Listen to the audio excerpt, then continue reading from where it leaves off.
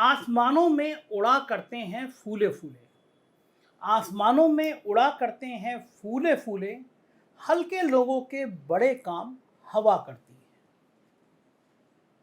बहुत अच्छी लाइन, जिंदगी के अंदर आत्मसात करने वाली लाइन है, लेकिन इन लाइनों को मानता कौन है? जब सिर पर अहंकार होता है, जब सिर पर खुद को भगवान होने का गुरूर होता है और भक्त विश्व गुरु बनाने पर तुले होते हैं, तो दुनिया बहुत छोटी नजर आती है। तब आदमी अपना सीना ठोकता है और कहता है, एक अकेला सब पर भारी, यकीन ना हो तो सुनिए। देश देख रहा है, एक अकेला कितनों को भारी पड़ रहा है, एक अकेला कितनों को भारी पड़ रहा है, एक अकेला कितनों को भारी पड़ रहा है, एक अकेला कितनों को भारी पड़ रहा है। देखा आपने, साहेब अकेले कईयों पर भारी हैं, लेकिन ये गुरूर, ये अभिमान कैसे चूर चूर हो रहा है, ये मैं आज के इस वीडियो में तर्कों के साथ साबित करूंगा। ये बात मैं सारे आंकड़ों के साथ साबित करूंगा कि साहेब डरे क्यों हैं, साहेब परेशान क्यों हैं, साहेब हताश क्यों हैं और साहेब को क्यों लग रहा है कि उनकी दुनिया अब उजड़ने वाली है। भारी तो हो जाते साहब, पर शायद बंगलोर में जमा हुए इंडिया वालों से डर गए। तभी इंडिया वालों की बैठक के दिन ही दिल्ली में 37 अकेलों की बैठक बुला ली। मैं अकेला सब पर भारी, लेकिन 37 अकेलों की बैठक बुला ली। साथ ही 38 में स्वयंभू अकेले तो साहब हैं ही, मगर जिन 37 अकेलों को अशोका होटल में बुलाया गया, उनमें से कईयों के पास पार्टी ही नहीं है। कुछ के पास पार्टी है तो सिंबल फ्रीज है। कोई अपने बेटे को संसद पहुंचाना चाहता है, तो कोई चाचा से पिंड छुड़ाना चाहता है। कोई कलयुग के कल्कि अवतार ईडी से मुक्ति चाहता है, तो कोई इसलिए अशोका होटल पहुंचा क्योंकि इंडिया वाले उनकी माशूका बनने को तैयार नहीं थे। लेकिन एक बात माननी पड़ेगी, जो साहेब अपने रक्षा मंत्री को हाथ पकड़कर इसलिए पीछे कर देते हैं कि कहीं फोटो ना गड़बड़ा जाए, वो इन बिखरे हुए 37 दिल के टुकड़ों से गर्म जोशी से मिलते दिखाई देती हैं, या मैं कहूं कि उनके गले पड़ते हुए दिखते हैं। अब मैं तर्कों के साथ अपनी बात कहता हूं, सोचिए, आप भी सोचिए, मेरी बात मत मानिए, अपना दिमाग लगाइए, सोचिए। जो अजीत पवार अपने बेटे पार्थ पवार को लोकसभा का चुनाव नहीं जीत पाए, वो साहब को इंडिया को हराने में मदद करेंगे। इंडिया मतलब एक कांग्रेस और विपक्ष का साझा मोर्चा। जो चिराग पासवान अपनी पार्टी तक नहीं बचा सके, वो साहेब की मदद करेंगे। जो ओम प्रकाश राजभर खुद विधानसभा पहुंचने के लिए कभी अखिलेश यादव तो कभी भारतीय जनता पार्टी की मदद लेते हैं, वो साहेब को तीसरी बार सत्ता दिलाएंगे। जो एकनाथ शिंदे साहेब के छोटे साहेब अमित शाह और गुवाहाटी के मुकदमा चैंपियन साहेब, समझ गए ना, मुख्यमंत्री हेमंत विश्व शर्मा, इनकी मदद के बिना विधायक नहीं तोड़ सकते, वो साहेब को तीसरी बार सत्ता दिलाएंगे। कुल मिलाकर ऐसे ही 37 लोग जमा हुए थे, और तब जाकर साहेब का एनडीए लंबे समय बाद अशोका होटल में सही, लेकिन नजर तो आया। गोदी मीडिया कसीदे पढ़ने लगा, साहेब का जादू देखिए। 37-38 दल आ गए साथ में। गोदी मीडिया ने हकीकत नहीं बताई, मैं आपको और हकीकत बताता हूं।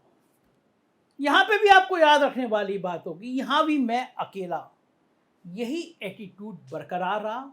यानी साहेब के शान में कोई गुस्ताखी नहीं होनी चाहिए।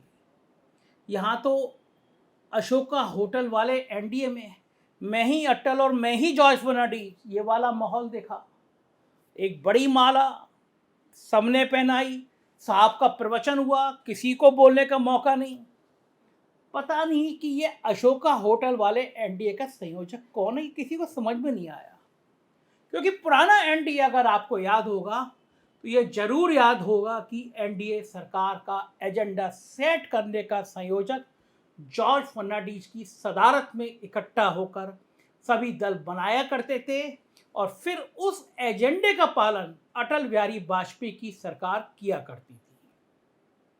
पर तब वो अशोका होटल वाला एनडीए नहीं था, बल्कि वो देश के हर चप्पे चप्पे में, कहीं चंद्रबाबू नायडू, कहीं नीतीश कुमार, कहीं नवीन पटनायक, कहीं ममता बनर्जी, अजीत सिंह, ओम प्रकाश चौटाला, करुणानिधि, कहीं बाल ठाकरे, कहीं प्रकाश सिंह बादल, ऐसे नेताओं के रूप में जमीन पर मौजूद एनडीए था।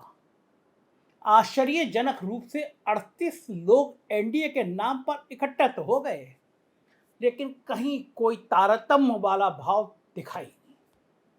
मगर उससे भी बड़ा सवाल यह है कि आखिर 9 साल बाद उस एनडीए को फिर से याद करने की जरूरत ही साहब को क्यों पड़ गई। यही अपने आप में बहुत बड़ी बात है। वरना जेपी नड्डा के शब्दों में कर्नाटक तो 2 महीनों से साहब के आशीर्वाद से वंचित हुआ है। जेपी नड्डा साहब उन्हें देवताओं का देवता कहते हैं, लेकिन एनडीए को तो अब तक साहब ने आशीर्वाद देने की भी जरूरत समझी नहीं थी 9 साल में।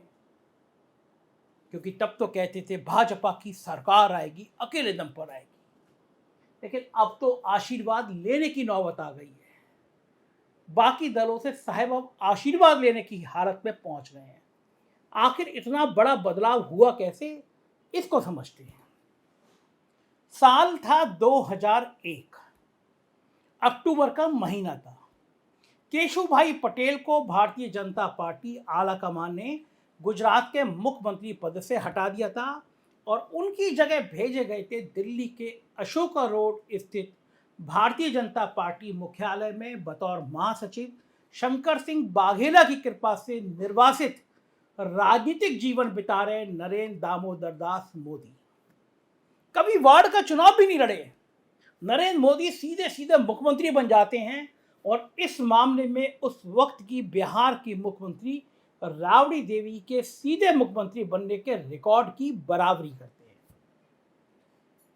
4 महीने बाद गुजरात का दंगा होता है और दंगे को न्यूटन का तीसरा गति का नियम बताने वाले नरेंद्र मोदी विधानसभा भंग कर देते हैं।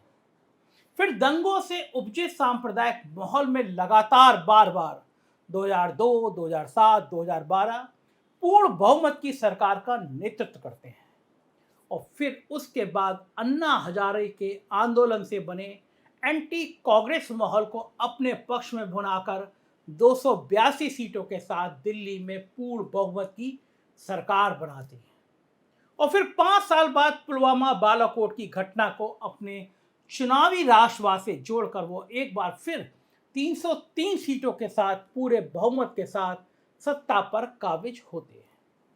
अब ये सब देखकर आप खुद भी सोचिए, जो व्यक्ति कभी मोहल्ला वार्ड का चुनाव भी नहीं लड़ा, वो व्यक्ति सीधे मुख्यमंत्री बन जाए और फिर लगातार 5 बार पूर्ण बहुमत से राज और केंद्र में सरकार बनाए, उसे क्या मतलब है कि संसद क्या होता है, बहुदलीय लोकतंत्र क्या होता है, गठबंधन क्या होता है और जनता या सिविल सोसाइटी क्या होती है।